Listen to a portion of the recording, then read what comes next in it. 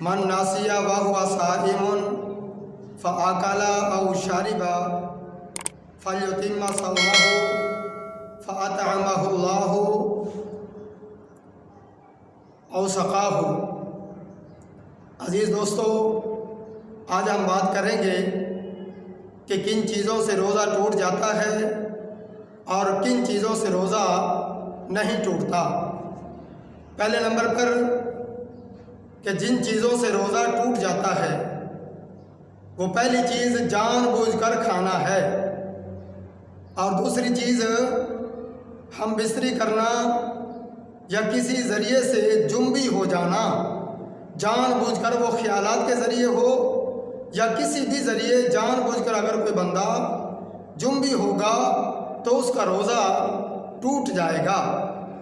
اسی طرح ایک بندہ جان بوجھ کر قے کرتا ہے تو اس کا روزہ بھی ٹوٹ جائے گا۔ کس طرح کہ نبی کریم صلی اللہ علیہ وسلم نے فرمایا کہ کوئی بندہ اگر جان بوجھ کر قے کرے گا تو اس کا روزہ ٹوٹ جائے گا۔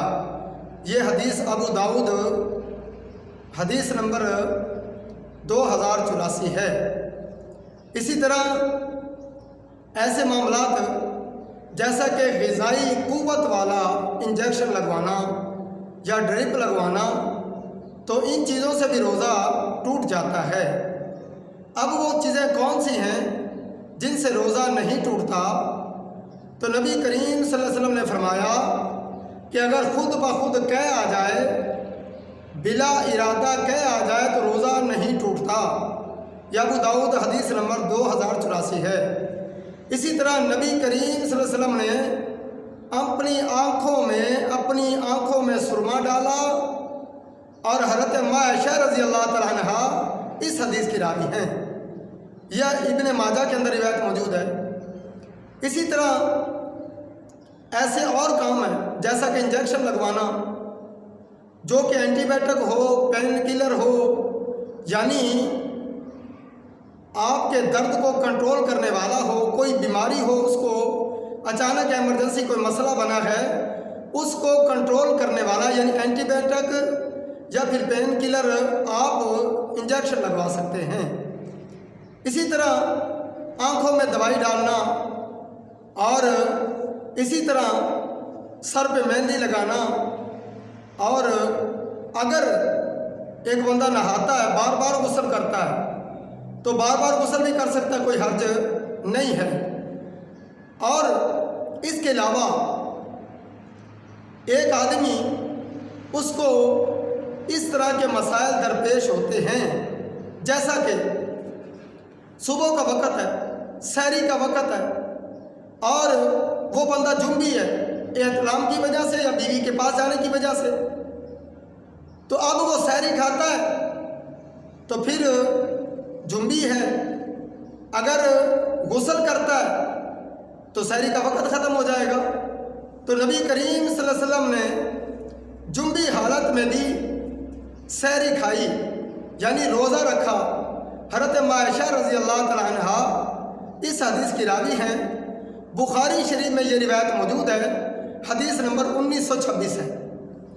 تو معلوم ہوا کہ جنبی بندہ سحری کھا لے، اس کے بعد وضو کر کے غسل کر کے پھر صبح کی نماز پڑھ لے۔ اسی طرح آپ ٹوتھ پیسٹ استعمال کر سکتے ہیں، مسواک استعمال کر سکتے ہیں، اور اسی طرح کسی کو اگر نکسیر آ گئی ہے تو نکسیر سے بھی روزہ نہیں ٹوٹتا۔ روزہ رکھنے کے بعد کہیں جسم سے خون نکل آیا ہے تو پھر بھی روزہ نہیں ٹوٹتا۔ اور اس کے علاوہ اگلا سوال ایک بھائی نے کیا کہ کیا روزے کے لیے تراویح لازمی ہے؟ جس بندے نے تراویح نہیں پڑھی کیا اس کا روزہ ہو جائے گا؟ تراویح کی فضیلت، مقام، شان اپنی جگہ، اس کی اہمیت اپنی جگہ، لیکن اس کا روزے پر اثر نہیں پڑے گا، روزہ ہو جائے گا۔ اور اسی طرح ایسی عورت جس نے روزہ رکھا ہے، دوران روزہ ایام مخصوصہ کا مسئلہ بن گیا، یعنی اس سے وہ ایام آ گئے، تو اب وہ کیا کرے؟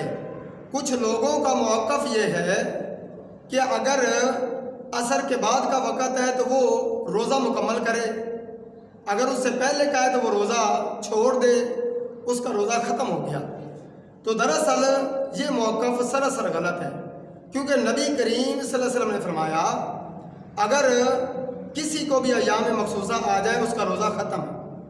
تو کسی وقت بھی آ جائے، روزہ رکھا ہے اس کے فوری بعد آ جائے یا دن 12 بجے آ جائے، چاہے عصر کے بعد آ جائے، افطاری سے قبل جس وقت بھی ایام مخصوصہ آ جائے تو اسی وقت اس کا روزہ ختم ہو گیا، اس کے بعد اس روزے کی وہ عورت قضا دے گی۔ اور اسی طرح اگر کوئی بندہ اس کو نیند میں اطلاع آ جائے تو اس کی وجہ سے اس کا روزہ نہیں ٹوٹے گا، کیونکہ اس کا وہ خود ذمہ دار نہیں ہے۔ اور اسی طرح نبی کریم صلی اللہ علیہ وسلم نے فرمایا کہ کوئی بندہ اگر بھول کر کھا پی لیتا ہے روزے کی حالت میں، اسے اللہ کھلاتا پلاتا ہے، اس کا روزہ نہیں